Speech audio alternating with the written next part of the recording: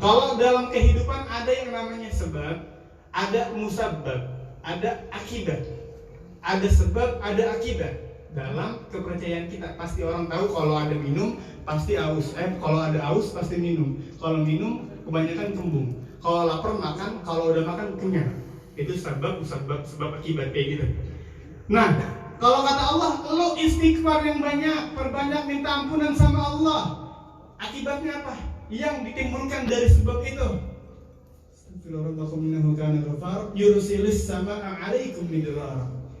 Ini Allah nyatet dalam Al-Quran bilangnya apa? Nanti kalau ente udah banyakin istighfar sama Allah, Allah bakal kirimin angin yang berhembus. Allah bakal kirimin cucuran hujan yang sebagai nikmat buat kalian. Tapi diartikannya bukan cuma cucuran hujan, bukan cuma angin. Diartikannya dalam kehidupan kita apa? Kalau lo nih banyak-banyak istighfar, maka datang nanti jalan keluar dari Allah. Kalau lo banyak-banyak minta ampunan, ntar Allah kasih kesudahan dari bencana ini. Tapi sayangnya apa ya? Kejadiannya kebalikan. Udah bencana nggak kelar-kelar, kebanyakan pada maksiat. Kagak istighfar, tapi maksiat, tapi minta udahan tuh, minta diselesain musibahnya. Nggak ingat apa yang Allah bilang dalam Quran surah Nuh itu. Allah kasih jalan keluar kalau lu istighfar. Sayangnya kita kagak istighfar sama Allah, gimana bakal dikasih jalan keluar? Kayak begitu. Apalagi nih di sini, alhamdulillah ya, abang-abang yang ada di mari ini sama kayak ada dulu masa kecilnya pernah masa kecilnya pernah nakal, terus datang ke pengajian masih malu. Buat apa? Buat datang kemari bang, aneh malu bang, dosa aneh tempel di meja. Banyakan dosa aneh. Kalau ente masih mengatakan anak dosanya banyak, berarti ente nggak percaya sama kalimat-kalimat yang Allah catat dalam Al-Quran. Allah sering bilang, Innallaha ghafurur rahim. Banyak tuh di Al-Quran, Allah ghafar, Allah ghafur, Allah maha pengampun, Allah maha pengampun. Sebanyak apapun dosa Allah ampunin, sebanyak apapun maksiat Allah ampunin. Kalau ente yakinnya itu nggak Allah ampunin, gimana Allah ampunin kalau ente aja nggak yakin? Karena berdasarkan ana indal zanni abdi, itu bilang apa? Aku nih tergantung dengan prasangka hambaku. Kalau hambaku itu yakin Allah bakal ngampunin, Allah ngampunin. Tapi kalau di hatinya aja, ya Allah ini nggak bakal ngampunin. Allah bilang tergantung prasangka hambanya. Makanya datang aja ke pengajian. Kita bahas nih masalah sholat, kita bahas masalah wudu yang antum semua pasti pada belum tahu. Jangan malu buat datang, jangan malu buat ngaji. Ngaku-ngaku dosanya banyak, tapi ingat sebanyak apapun dosa kita, maghfirah ampunan Allah maha luas. Dosa besar adalah ketika kita merasa Allah nggak ngampuni dosa kita. Itu dosa besar. Kita ngerasa dosa kita besar, tapi kita yakin kita di hati ini nggak bakal Allah ngampunin dosa gua gara-gara dosa gua banyak banget. Itu malah dosa yang paling besar. Kayak begitu. Makanya bang, ini pengajian baru 2 kali kita adain di Maring, di sekitar kita. Kagak ngarah banyak yang datang, kagak ngarah yang datang sampai 1000 kagak. Kita ngarah yang datang dikit tapi istiqomah. Nanti kalau udah lama-lama sholatnya bener, lama-lama ngajinya bener, lama-lama musolah jadi ramai, lama-lama musolah jadi masalah tempat kita. Ini bermula dari sini. Tapi kalau masih ngomong malu sama makhluk, tapi nggak malu sama Allah ketika maksiat. Malu sama Fadil datang ngaji, takut sama Fadil, tapi nggak malu sama Allah ketika lagi ngelakuin hal-hal yang Allah haramkan. Del, jawab Del. Del, jawab Del. Sekarang aneh, malam ini kita pembukaan pengajiannya minggu kemarin. Dan sekarang kita mulai buka kitab apa Bang Fadil? Safinatun Najah. Ini tulisannya Kasyifatus saja. Dia ingetnya yang kemarin doang. Enggak boleh begitu, Del. Aduh. Kita bahas kitab Safinatun Najah. Safinatun Najah artinya apa? Perahu penyelamat. Nama Bang Badai. Aneh manggil Bang Badai bukan Bang Badai. Abuya. Abuya. Nama Agung Abuya. Itu guru aneh dalam ilmu hikmah. Amin ya Allah. Amin ya Bang Badai ya. Amin. Kita sama-sama ke surga Bang Badai. Amin. Ntar tungguin di malam ini kita mulai buka kitab awal di Safinatun Najah. Tapi ngapa ini kitabnya Kasyifatus saja? Beda. Nah, jadi kalau dalam literatur Arab itu kitab kecil itu rumit, terus dijadiin kitab gede sama ulama lain, di bahasanya itu bukan diringkas, diperbanyak tapi dengan bahasa yang gampang kayak gitu. Nah, nanti kita bahasa Safinah, tapi Anda megangnya Kasyifah. Biar apa? Biar nanti kalau antum bahas masalah sholat, kalau di Safinah sholat kayak gini, tapi di Kasyifah lebih luas lagi sholatnya. Ya. Nah, malam ini kita buka kitab Safinah. Kenapa Anda nggak buka kitab yang di masjid? Gara-gara jamaahnya sama, gara-gara kebanyakan orang-orangnya juga sama. Kalau bukannya kitab yang sama, jadi pembahasannya itu aja yang gabung pada kayak gitu. Makanya di sini kita buka kitab Safinah. Nah, kitab Safinah ini urutannya beda sama kitab yang kita bahas di masjid. Ntar ini kita mulai dari ini kitab fikih, kitab yang ngejelasin tentang cara ibadah sholat, ibadah puasa, ibadah haji, ibadah nikah, nikah bukan kawin. Nikah dulu baru kawin. Di sini dijelasin tata cara nikah, tata cara kawin dijelasin. Nanti kalau antum pengen tahu, kita bahas melalui hukum fikihnya bagaimana cara kawin. Kayak gitu. Di sini ada nanti. Ntar setahun lagi kali mau kalau udah mau hatam nih akhir-akhir nih Bang Bade ya. Bang juga. Mudah-mudahan kita kita masuk di kitab Safinatun Najah. Bismillahirrahmanirrahim. Alhamdulillahirabbil alamin. Salatu wassalamu ala sayyidina Muhammadin wa ala alihi wa sahbihi ajma'in. Ba'du. Faqala al-mu'allifu rahimahullahu ta'ala wa nafa'ana bihi wa bi 'ulumihi wa bi barakatihi fid dharain. Amin. Amin. Bismillahirrahmanirrahim. Ini anak kitab ya, masuk di kitab tapi anak pretelin satu-satu. Beda sistemnya sama yang di masjid. Beliau membuka kitabnya dengan kalimat Bismillah. Kalau kitab-kitab fikih awal-awal nggak langsung ngebahas tentang sholat, ngebahas tentang tauhid dulu, tentang bagaimana imannya antum, gimana percaya antum sama Tuhan, gimana percaya antum sama Al-Quran. Pasti di setiap kitab Al-Quran dibuka dengan Quran surah Al-Fatihah ayat 1. Apa ayatnya? Bismillah apa alhamdulillah? Bismillah apa alhamdulillah? Dalam madhab Syafi'i, Bismillah. Dalam madhab Maliki Hanafi, alhamdulillah. Di sini kitabnya dibuka dengan kalimat Bismillah. Bismillahirrahmanirrahim. Kalau antum liatin, buka di Al-Quran semuanya. Kenapa Bismillah itu alifnya duluan, baru ba? Seharusnya kan ba dulu baru alif. Jadi panjangnya itu sebelum ba, baru alif dulu baru ba. Jadi gitu baru ba. Seharusnya ba dulu baru alif. Sesuai debleng penulisan. Tapi kenapa Bismillah ini ba-nya itu malah panjang dulu baru ba? Coba perhatiin. Kenapa? Seharusnya kalau kita tulis tuh ba baru panjang, tapi ini panjang baru ba, ya kan? Tadi nggak ada suaranya di Bismillah di Quran doang yang beda. Bismillahirrahmanirrahim. Tapi kalau kita tulis bahasa Arab, Bismi khitam. Kalau misalkan surat ini ditulis oleh khitam, Bismi khitam, Bismi ansari. Tulisannya harus begini, nggak sama dengan Bismillah. Terus kenapa Bismillah ini beda tulisannya? Kenapa? Nah di sini alifnya ba itu tuh, alifnya ba mengandung 20 makna. 20 makna tuh awalnya doang, alifnya doang. Kagak 20 yang Ana jelasin. Nanti atuh pada itu salah satu arti dari makna dari ba panjang itu 20. Salah satu dari 20 adalah hirasah. Jadi ketika kita baca bismillah bukan cuma menyebut nama Allah dengan menyebut nama Allah dengan menyebut nama Allah, bukan. Dari segi literaturnya aja udah ngasih hikmah. Kenapa? Ketika lo nyebut namanya Allah, lo harus menjaga nama Allah dalam hati lo terus-terusan. Lo harus mengingat nama Allah terus-terusan.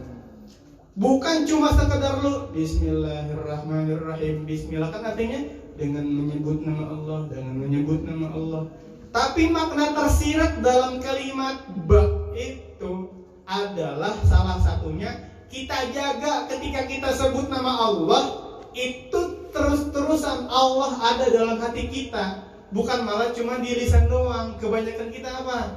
Cuma ada di lisan, tapi di hati kagak ada. Sama seperti yang tadi Ana bilang, ente ngelakuin maksiat berani, ketemu sama makhluknya Allah malu gara-gara banyak maksiat. Tapi lagi ngelakuin maksiatnya nggak takut sama yang ada di atas no, sama Allah yang maha melihat. Sama makhluk malu. Amin malu sama abahnya, sama bapak saya, gara-gara semalam habis begini, kalau mau ketemu sama ayah dulu ah. Tapi nggak malu pas lagi ngelakuinnya ada Tuhan. Ada Allah yang gak pernah buta. Ada Allah yang gak pernah tidur. Ada Allah yang gak pernah berhenti melihat kita. Sebanyak apapun dosa kalian tetap Allah melihat. Bukan Allah tinggalin. Tetap dalam pandangan Allah. Makna dalam kalimat ba ini salah satunya dijaga namanya Allah. Dijaga terus-terusan dalam hati supaya kita nggak lupa sampai kita terjun ke maksiat. Terus kenapa? Ar-Rahman, Ar-Rahim. Itu kenapa tuh? Ar-Rahman, Ar-Rahim. Kita sering nyebut Bismillah, tapi kita nggak tahu kenapa Ar-Rahman, Ar-Rahim. Asal katanya sama, Rahima yarhamu rahmah, fahuwa rahimun dzaka marhumun, irham natarham. Rahima yarhamu, asal katanya sama tuh dalam kosakata bahasa Arab. Tapi kenapa bisa Rahman sama Rahim dan memiliki arti yang beda? Kenapa bisa kayak begitu? Kenapa Ar-Rahman dulu baru Ar-Rahim? Karena agak kepikiran kayak begitu. Kenapa Allah letakin namanya Allah Rahman dulu baru Rahim? Ar-Rahman artinya apa? Rahman artinya apa? Pengasih. Yang maha pengasih lagi maha penyayang. Ingat. Kalau antum pikirin, kenapa Ar-Rahman dulu baru Ar-Rahim? Ingat, Rahman dulu. Kita bahas masalah Ar-Rahman, nama Allah yang Allah maha pengasih. Kalau Allah maha pengasih, berarti kerjaan Allah dengan nama Ar-Rahman ini Allah pengasih. Ngasih. Lihat di muka bumi, yang Kristen banyak yang kaya, banyak. Yang Cina banyak yang kaya, banyak. Pokoknya yang non Muslim banyak yang kaya. Yang kagak sholat, ya orang Islam. Yang kagak sholat, yang kagak sering ngelakuin ibadah, tapi kaya, usahanya lancar, banyak. Ini makna kalimat Ar-Rahman. Allah ngasih itu, bros. Ar-Rahman, semuanya dikasih tanpa pilih kasih. Allah nggak pandang bulu orang Cina, orang Yahudi, orang Kristen kaya-kaya, orang Islam yang jarang sholat juga kaya, ada. Itu Allah kasih gara-gara Allah Ar-Rahman kasih tanpa pilih kasih. Tapi lihat setelahnya, ini hikmah kenapa Rahman dulu baru Rahim. Ar-Rahim artinya penyayang. Harus dikaitin dua-duanya. Bukan cuma butuh kasih doang, tapi nggak disayang. Kita butuh dua-duanya, butuh Ar-Rahman, butuh Ar-Rahim. Butuh dikasih pun butuh disayang. Disayang, Bung Bade. Daud Del. Sayang. Ya. Nih, sayangnya jangan disalahin. Sayangnya Allah beda sayang ente sama sayangnya ente ke apa tuh? Ke teman-temannya tuh. Ngomong sayang mulu Bang Padel ya. Cewek. So, jangan ke janda boleh ke janda? Jangan. Kalau bilang sayang ke istri orang boleh kagak? Iya digablokin. Digablokin iya. Kayak gitu. Ar-Rahman, Ar-Rahim maknanya kita butuh dikasih sama Allah, tapi kita juga butuh disayang sama Allah. Semuanya nih orang non-muslim kaya, tapi belum pasti di antara mereka masuk surga. Belum pasti di antara mereka itu dapat rahmat dari Allah. Biarpun kaya di dunia tempatnya singgah, cuma kayak halte, numpang, nanti bakal berangkat balik lagi ke rumah. Rumahnya mana? Tergantung amal ibadah ente, bukan surga. Surga kalau amalnya banyak. Kalau dosanya banyak, mampir dulu direbus. Direbus di mana? Pondok? Pondok kopi.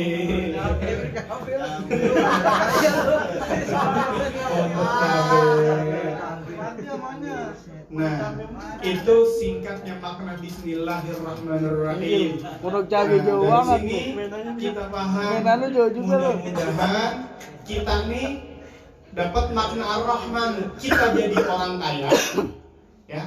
Terus Ar-Rahim, kita disayang sama Allah. Ya. Tapi ingat, belum tentu yang miskin gak disayang. Berapa banyak orang yang susah tapi dia dekat sama Allah. Satu lokasi selamat gara-gara dia dekat sama Allah. Sisanya orang yang sering maksiat. Berapa banyak yang begitu tuh? Kam min masyhurin bi barakatil mastur. Berapa banyak orang-orang kaya, orang-orang terkenal itu selamat berkah, tapi gara-gara orang yang diam, orang yang susah sering berdoa kepada Allah. Kita lanjut. Alhamdulillahirabbil alamin. Ini alhamdulillah ayat berapa? 2. Ayat ke-2. Kita kaji dari segi tafsirnya. Ini masih awal ya, jadi belum masuk ke pembahasan fikih. Ini anak ngaji bismillah, tafsir bismillah dengan kitab Hasyiatus Sawi. Cerewet tuh di terpukulin lo. Mengkaji bismillahnya doang. Itu yang ngajar langsung dari Mekah. Nah itu nggak cukup sebulan lagi, kita ini 5 menit doang, segitu aja. Kalau antum kebanyakan, nanti antum ke pondok kopi. Pondok Rangon kena kopi dong ya. Pondok Rangon, enak, dikuburin langsung. Alhamdulillahirabbil alamin, artinya apa? Segala puji bagi Allah Rabbil alamin, Tuhan seluruh alam, Tuhan semesta alam. Pernah kagak antum berpikir segala puji bagi Allah, segala puji bagi Allah? Puji itu maksudnya apa? Hah? Bukan itu maksudnya Bang Hendra. Puji itu pujian, ya. Segala puji bagi Allah. Pujian-pujian, kalimat baik yang ada di muka bumi itu semuanya ada di Allah. Semua pujian-pujian, kalau dibahas dari segi balaghahnya nih, alhamdulillah, alnya itu nih aduh gitu. Ya, ilmunya kebetulan ini kali ya Bang Hendra ya. Semalam anak habis jatuh dari motor. Subhanallah. Iya, kata ilmu Bang, ini kebal apa kagak saya ya?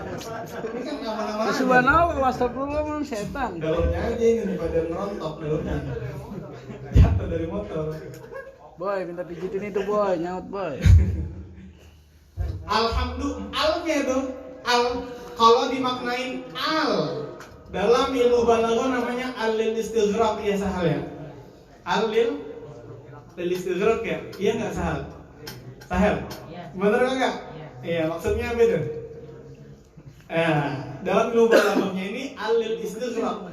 Jadi alhamdulillah, kalimat hamdu itu pujian. Tidak ada pujian yang pantas disampaikan kecuali kepada Allah. Ya. Jadi kalau ente muji contohnya, Bang Hendra ente ganteng banget. Contohnya gitu. Bang Hendra ganteng apa kagak nih? Ganteng. Nah, Bang Pandu seneng banget kalau ngomongin Bang Hendra ini. Moncen. Ya. Kalau ada yang muji, Bang Hendra ganteng banget. Tapi nih mujinya bukan Bang Hendra itu ganteng gara-gara dia, tapi kita sandarkan bahwasanya yang bikin ganteng Bang Hendra adalah Semar Mesem. Allah Subhanahu wa taala. Kacau deh, Black. Oh, ini pakai ajian ini ya? Iya, ada pakai pelet. Kagak boleh. Del, ini ngaji Del, jangan pelet mulu Del. Nah, ini makna dari alnya alhamdulillah tuh. Jadi kalau ente muji cewek cakep, aduhai gitu ya bang. Aduhai. Bang Joko. Gitu. Bang Joko. Bang Wadan. Oh, kira Bang Joko. Ya. Kalau kita muji makhluknya Allah, alangkah indahnya wajah engkau wahai Tuan Putri. Ya, Montok nggak Tat? Montok nggak Tat? Montok apa tuh ya? Sekel. Sekel. Iya. Yang mana nih? Ya. Deflon deh. Kalau kita muji makhluknya Allah, jangan semata-mata itu muji dia, tapi di hati tetap yang bikin dia cakep siapa? Yang bikin dia ganteng siapa? Skincare. Yang bikin dia kaya siapa? Allah. Makanya segala puji itu cuma milik Kamera opo. Ya. Alhamdulillahirabbil alamin wa bihi nasta'inu ala umuri dunya waddin. Wa sallallahu wa sallama ala sayyidina Maulana Muhammadin khatamin nabiyyin wa alihi wa sahbihi ajma'in wa la haula wa la quwwata illa billahil aliyyil azim. Itu pembukaan. Faslun pembahasan pertama. Arkanul Islam khamsah. Rukun Islam ada berapa? Ada tuh 5.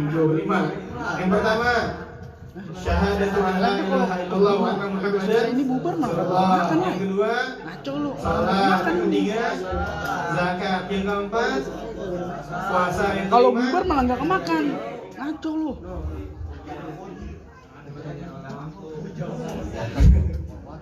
iya nggak apa-apa. Rukun Islam ada 5. Del, keluarin Del. Segeblek-gebleknya orang muslim minimal harus tahu rukun Islam ada 5. Minimal 4 di antara 5 udah ngerjain. Syahadat udah belum? Ya. Udah syahadat. Ya. Sholat udah sholat. Jarang-jarang. Zakat. Udah. Puasa. Bolong-bolong. Belum. Nah, makanya kita Islamnya masih belum sempurna sampai ditunaikan yang kelima. Sampai ditunaikan yang kelima apa itu? Haji. Tapi Jika nanti mampu. ada pembahasan wa hajjul baiti man istata'a ilaihi sabila.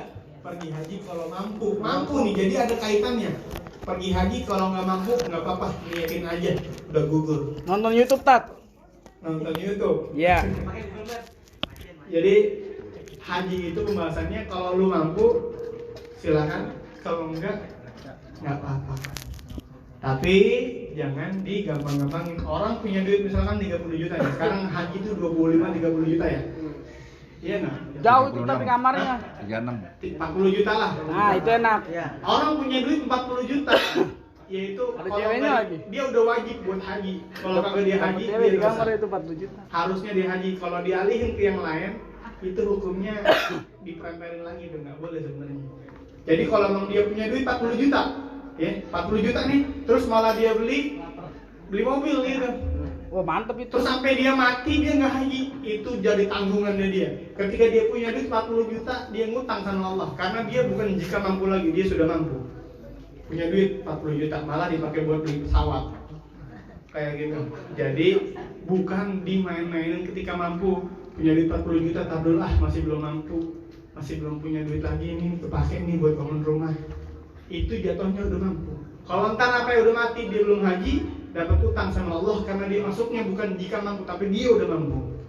Kayak gitu. Ya. Syahadat gimana Bang Maria? Asyhadu an la ilaha illallah wa asyhadu anna Muhammadan rasulullah. Salat gede ya. Zakat sama puasa. Yang kelima kita pergi haji. Terus faslon yang kedua, arkanul iman. Apa tuh arkanul iman? Rukun iman. Rukun iman ada berapa? Ini jangan ngira-ngira kita belum bahas salat dulu ya, karena Nabi bilang kita bahas ginian dulu. Jadi kitab-kitab itu di awal pasti mulai dengan ginian. Arkanul iman sittah, ada 6. Antuk mina billahi, kita percaya sama Allah. Kedua, Malaikat. ya malaikat. Ketiga, kitab Allah ada berapa ya? 4. Ada 4. Pertama, Jabur. Gue bagi lu. Diem lu. Haji Abur katanya Haji Abur. Nggak boleh. Zabur bukan Haji Abur. Abur disebut. Kalau gitu Bang Fadel.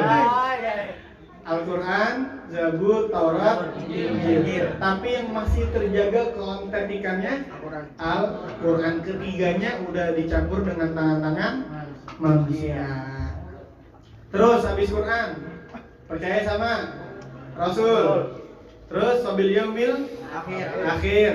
Terus yang terakhir qadar dan qadar. Antum tahu rukun iman yang terakhir itu percaya qada dan qadar? Ya makan bumbu. Pakai nasi. Terus Jadi kita ngaji nyantai aja dulu ya. Nyantai dulu. Itu kasih air mau Bang Ansari, Bang Fadil. Kayaknya lapar banget Ya.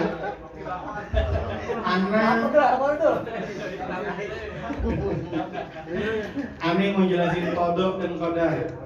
Qada dan qadar. Sekarang Ane tanya, apa itu qada dan qadar? takdir.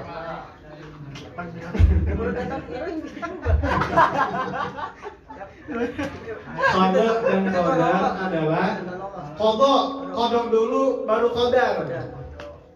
Apa qada itu apa? Qadar itu apa?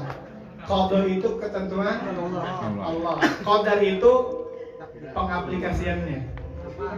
Contohnya kayak gini. Dulu nih di zaman azali udah dicatat sama Allah bahwa Bang Hendra jadi penghafal Quran. Dicatat tuh, dicatat. Nanti bukan awak, ini contoh. Contoh. Dia udah hafal Quran tadi baca puluh 3 kali kan? 3 kali kan pahalanya seperti Tanggungan. Iya kan? Ya. Iya.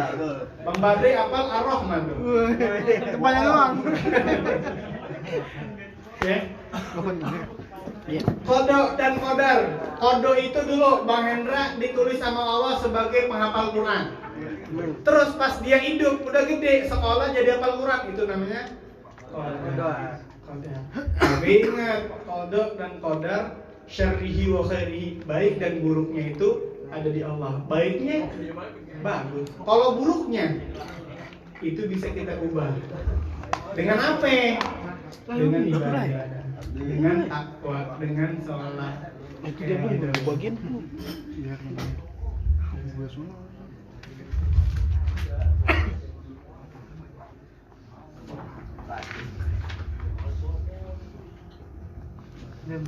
Ada satu pertanyaan kayak gini. Anak pernah jelasin ke gaya masalah ini. Ini terkait dengan qada dan qadar. Tentu pasti di hati pernah terbersit kayak begini.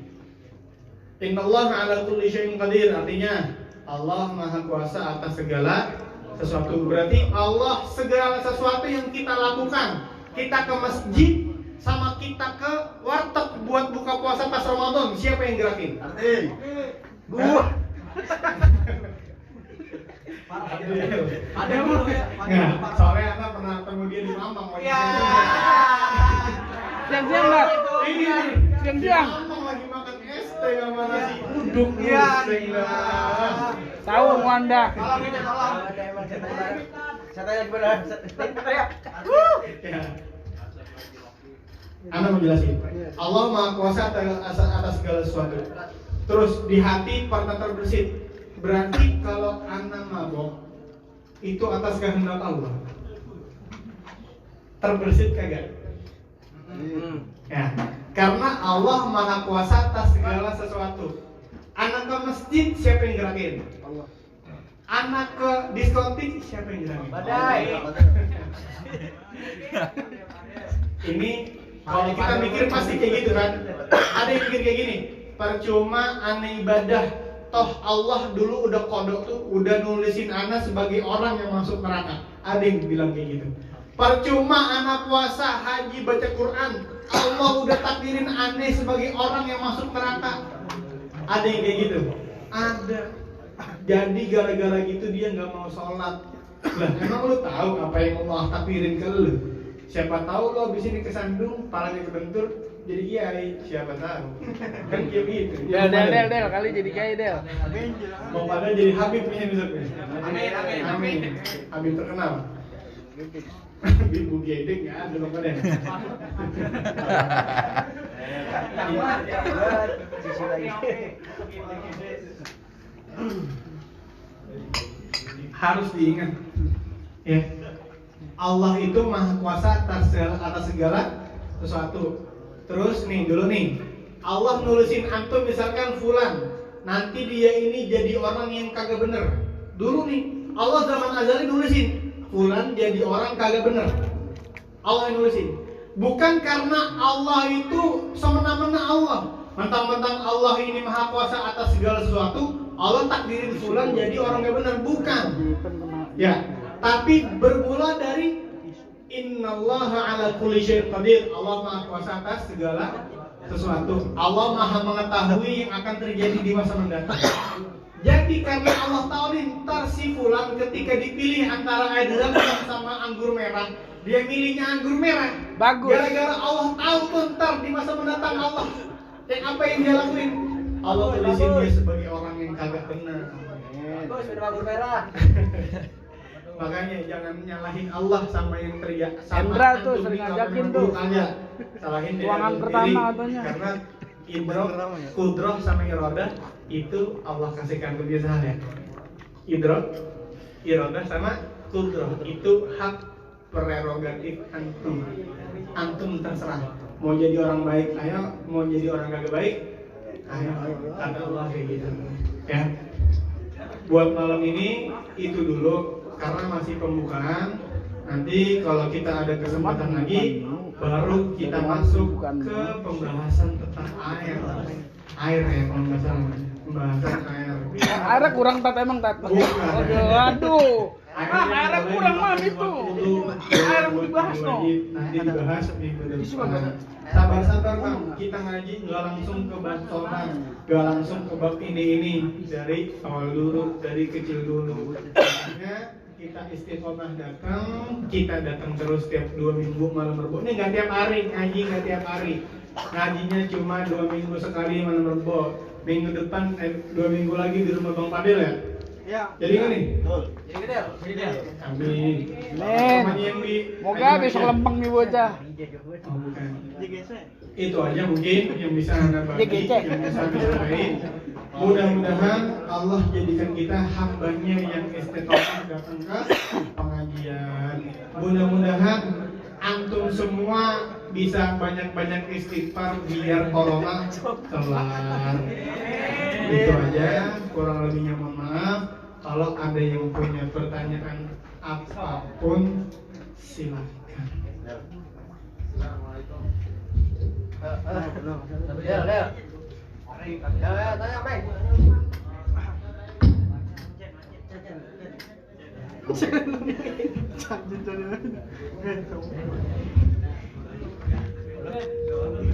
Gak ada yang nanya? Ada yang nanya gak? Nih, Bang ada yang mau nanya nih. Saya lagi galau Bang. Ada lagi galau nih, gara-gara ditolak ya, bercanda. Indra. Ada yang mau nanya? Gak ada yang nanya kau, gak nanya mau pulang nih. Iya, siapa ya? Iya, siapa namanya? Barong.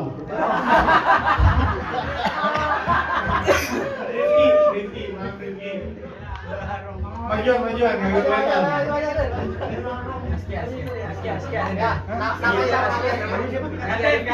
Asia, cakep namanya. Ya, Asia.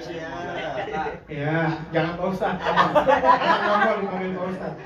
Abang. Air yang boleh dipakai buat mandi lagi Pak Mas. Minum.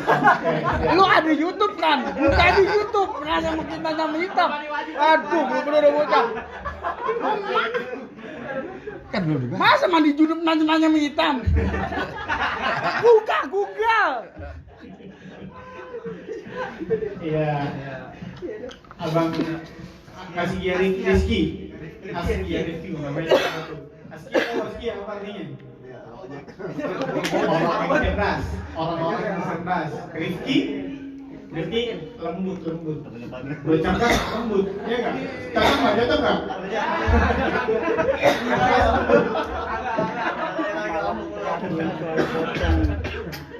Apa Ustaz? Abang Rifki nanya, gimana? Contoh air yang buat mandi wajib kayak gimana? Air ada 7 macam. Pertama ada air sungai, air laut, air hujan, mata air, air salju, air merah, air gunung, sama air embun. Nah, kalau air 7 ini itu gampang. Pokoknya kita cari itu contoh dari 7 air itu gampang. Yang ribet itu masalah air musta'mal, air mutlak, air tahir mutahhir, air tahir ghairu mutahhir, air musyammas, air musakhkhar. Ada banyak. Air galon beda lagi, air aqua beda lagi. Bang Riki untuk yang ditanyain, air yang kayak gimana aja? Kalau Anda jelasin luas, nanti Bang Riki jadi puyeng. Jadi kalau Bang Riki mau mandi wajib, misalkan habis tidur terus mimpi basah ya? Oh, beda. Kalau kita dulu tanya. Ustaz nggak nanya, dia ada pertanyaan begitu, udah nikah apa belum gitu? Bang Riki udah nikah belum? Belum.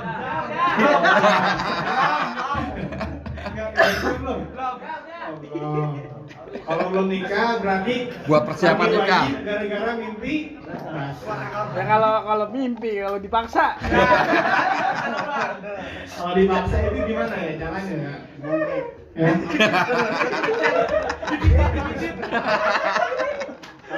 Ya, dijawab dulu ya. Kalau Anda jelasin makin luas, nanti itu jarang dipakai sama orang-orang sini. Yang Anda jelasin yang simpelnya aja. Misalkan nih Bang Rizky, habis zuhur tidur terus bangun-bangun mimpi basah. Iya, harus mandi wajib. Kalau nggak mandi wajib, nggak boleh sholat, nggak boleh baca Quran, nggak boleh masuk masjid, nggak boleh baca Quran, megang Al-Quran nggak boleh. Harus mandi wajib dulu, biar sholat boleh, masuk masjid boleh, baca Quran boleh. Caranya bagaimana? Ada 2. Orang-orang sini ya. Orang sini ada yang pakai shower, ada yang pakai kolom. Tubluk. Hah? Ya, ember sama kolom, pokoknya ada yang ngucur, ada yang di wadah. Ya. Ada 2 keadaan. Kalau ngucur gampang. Kalau ngucur itu ya udah kita alirin aja seluruh badan kita dengan air. Masalah nanti Oh, kalau gitu, pakai ember, rincinya tetep. tentang mandi kita bahas di masalah mandi wajib. Kalau sekarang kecepatan, intinya masalah air. Kalau airnya ngucur nih, Ana lihat di sini Jumenteng rata-rata gitu, nggak ada yang punya bathtub, nggak ada yang punya bathtub. Kau bathtub? Tahu. Itu tempat berendam. Tempat berendam. Oh itu koci punya tuh dia. Berantak itu.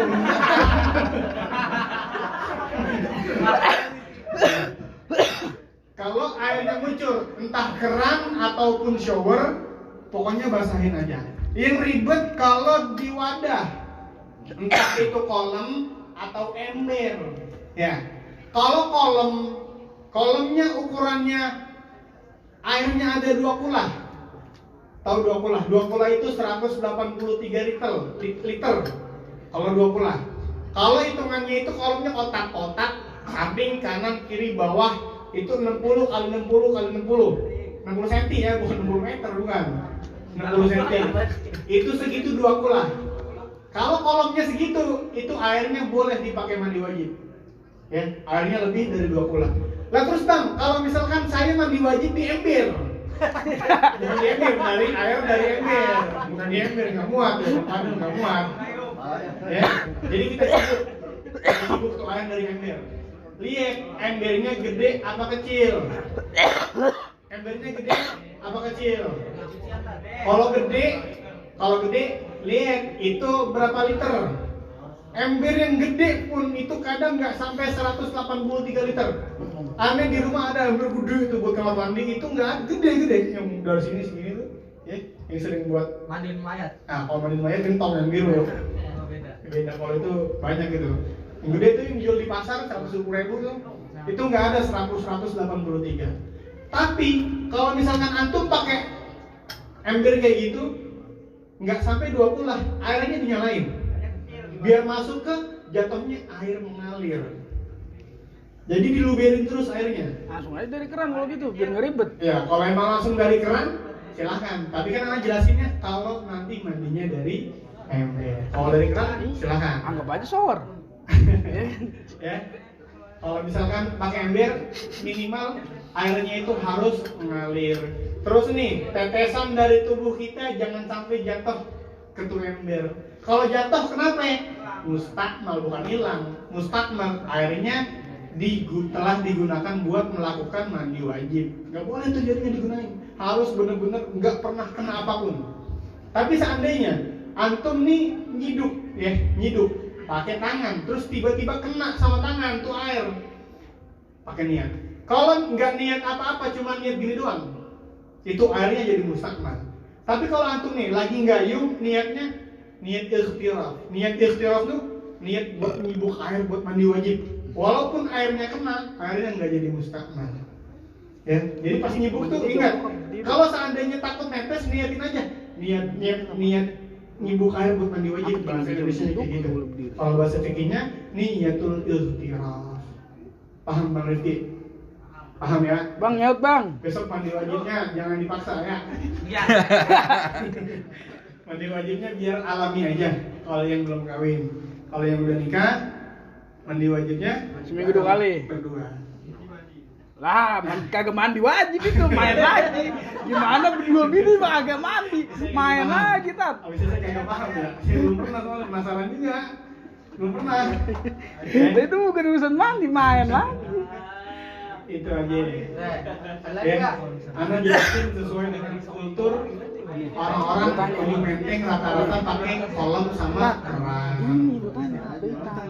Ada yang mau nanya lagi? Amalannya, apa Hah? amalannya? Udah. Nggak ada yang mau nanya lagi? Amalannya. Sahel. Nanya usul. Usul fikih. Ayo bentar, sini kita bahas usul fikih.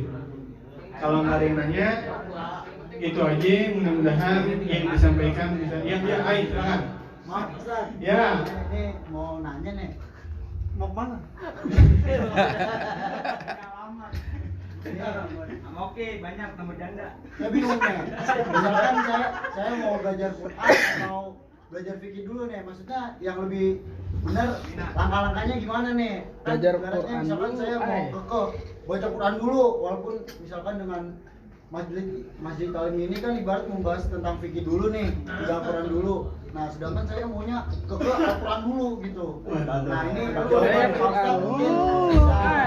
bisa Tenang, Mas. Tenang aja. Oke. Dia mohon maaf, bentar. Iya, aja. Waalaikumsalam. Teman-teman sini ketika diajak ngaji nih, anu jelasin. Ngaji itu bukan cuma datang baca Quran. Jadi yang antum paham itu ngaji baca Quran ya, ngaji baca Quran, kagak. Ngaji itu kalau antum pahamin ngaji bukan cuma baca Quran. Antum ngaji, kita bahas masalah fikih, bahas masalah ini ngaji. Jadi ketika diajak ngaji, terus bawanya Quran, tiba-tiba datangnya kagak ada pembahasan Quran. Jadi ngaji itu bukan cuma baca Quran, ada nanti baca kitab, baca burdah, itu namanya ngaji juga. Nah, terkait kenapa kita pengajian bahasnya fikih dulu, terus teman-teman yang lain, anak pengennya ngajinya Al-Quran, gara-gara anak Al-Qurannya masih nggak bener, bacaan Al-Quran anak masih belum rapi, masih belum tahu tajwid. Nah, terus kita malah belajar fikih. Ya, ingat dalam Al-Quran warattilul Qur'ana tartila, baca Al-Quran secara tartil, surahnya surah apa? Ya. So Allah suruh baca Quran itu disuruh, tapi hukumnya nggak wajib. Jadi kalau antum nggak baca Quran nggak dapat dosa, dan baca Quran dapat pahala. Ya kalau baca Quran hukumnya nggak wajib, bukan nggak wajib antum jangan baca Quran, kagak, tetap baca Quran. Tapi ngapa kita bahasnya fikih? Ngapa kita bahas tentang sholat, tentang mandi wajib, tentang wudhu? Yang disuruh sama Allah, yang dicatat itu ibadah. Contoh, kenapa kita fikih dulu baru baca Quran? Sebodoh-bodohnya orang, semalas-malasnya orang, seenggak pernah ibadahnya orang, minimal dia bisa Al-Fatihah dia bisa, sama kulhu sama ina atoina dia bisa. Minimal. Walaupun dia nggak bisa baca Quran, minimal banget dia bisa inna kulhu al-fatihah dia bisa. Minimal banget, walaupun nggak baca Quran, nggak pernah baca Quran. Nah, kalau udah minimal bisa itu berarti dia bisa sholat. Iya, ya. Kalau misalkan nih udah nggak bisa baca Quran, terus kita ini cuma bisanya itu dong ayat-ayatnya. Kita sholat udah sah sholatnya. Nah terus kenapa nih kita ini malah bahasnya fikih juga. Sholat itu harus tahu rukunnya, sholat itu harus tahu hakikatnya, sholat itu yang dicatat sebagai kewajiban. Kalau nggak sholat kita dapat dosa. Kalau nggak sholat kita dihukum sama Allah. Kalau nggak baca Quran kagak apa-apa. Tapi tetap harus baca Al-Quran biar dapat pahala. Makanya ngapa bahas fikih dulu? Karena biar sholat antum bener. Sebel bodoh-bodohnya kita bisa Fatihah sama kulhu udah cukup buat sholat. Nanti sholat kita cakepin, sholat kita mantepin. Kalau udah mantep, kalau udah cakep sholatnya baru ntar kita belajar ngaji. Karena anak tahu anak sini minimal Fatihah inna kulhu itu bisa. Jadi kenapa bang nggak ngaji dulu? Nanti berproses. Gimana mau ngaji kalau sholat antum masih belum bener? Sekarang yang dicatat sama Allah sebagai ibadah itu apa? Kalau antum nggak sholat dapat dosa. Kalau antum nggak bisa baca Quran belum dihitung dosa. Belajar. Nanti kita belajar. Kenapa sholat dulu? Ya itu. Sholatnya nggak bener dosa. Kagak sholat dosa.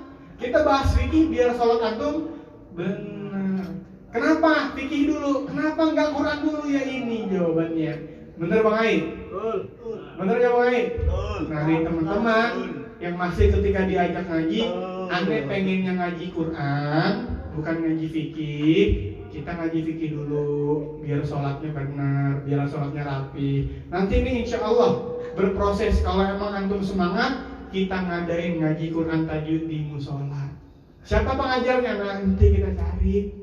Ya, berproses nih kalau sholatnya udah benar, kalau sholatnya udah sesuai sama syariat, pelan-pelan. Kalau langsung dikagetin ngaji tiap malam di musola, bosan kagak? Antum semua itu kalau dikagetin pasti pada kabur. Kalau dielus-elus dulu, pelan-pelan dulu, diomong-omong dulu.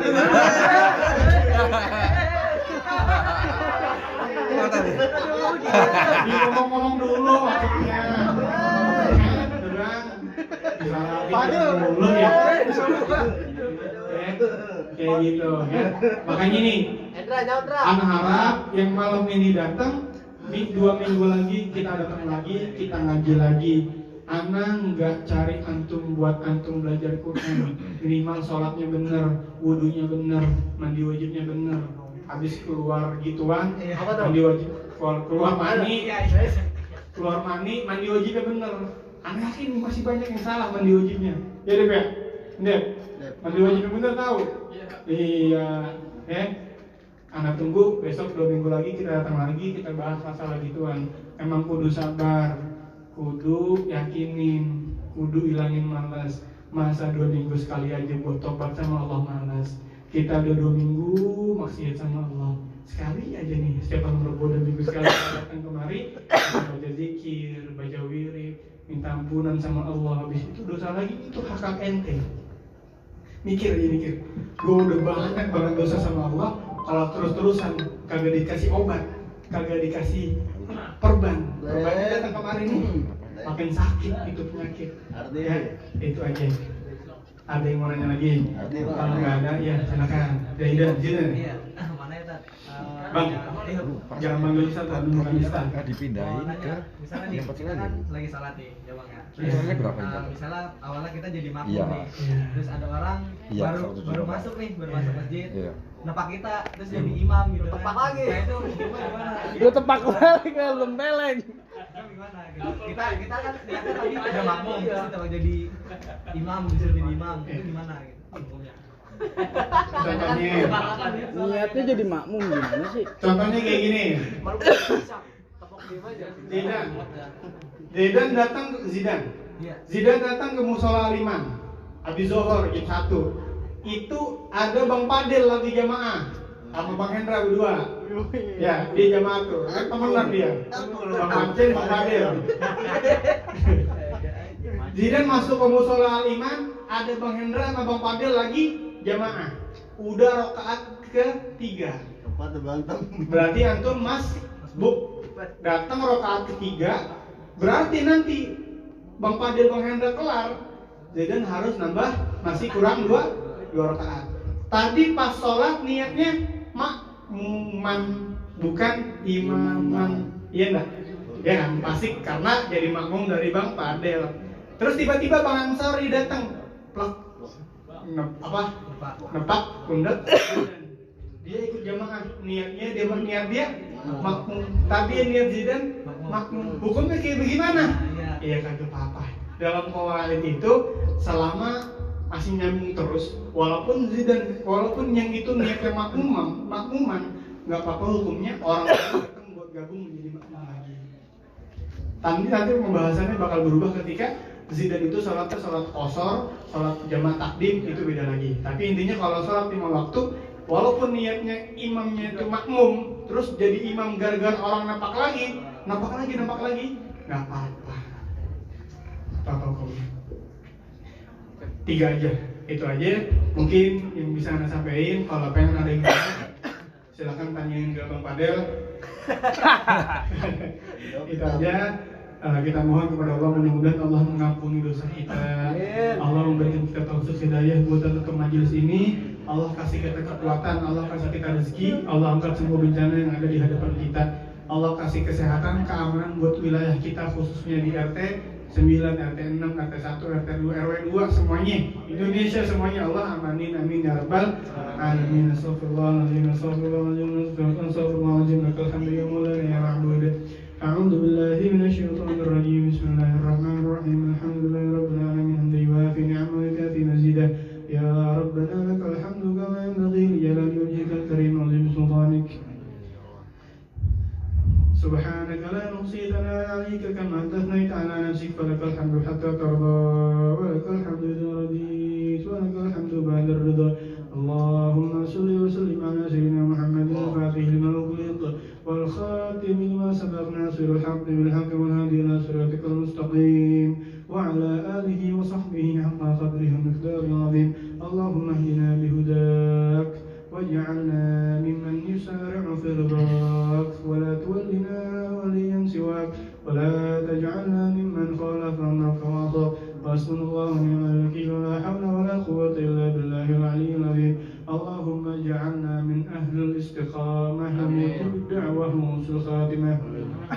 Allahumma inna na'udzu bika minal 'ajzi wal kasal wa na'udzu bika minal jubni wal bukhl wa na'udzu bika min ghalabati ad-din wa qahri ar-rijal. Allahumma inna na'udzu bika min 'ilmin la yanfa' wa min qalbin la yakhsha wa min ad'iyatin la tustajabu laha. Allahumma ighfir lana dhunubana waghfir dhunuba abaina wa ummahatina wa ikhwanina wa jami'il muslimina wal muslimat wal mu'minina wal mu'minat al-ahya'i minhum wal amwat.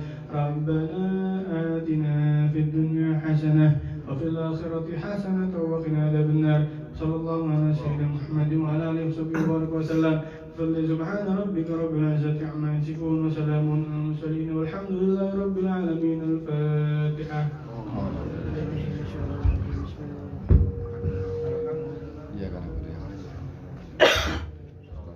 صراط الذين أنعمت عليهم غير المغضوب عليهم ولا الضالين آمين. واعف عنا يا كريم واعف عنا يا رحيم واعف عنا يا رحيم.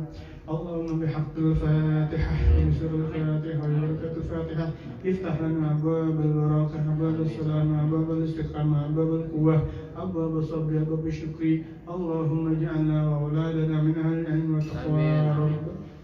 دعواهم فيها سبحانك اللهم وتحيتهم فيها سلام وآخر دعوانا الحمد لله رب العالمين. ربنا اعترافنا بأننا اخترافنا وأننا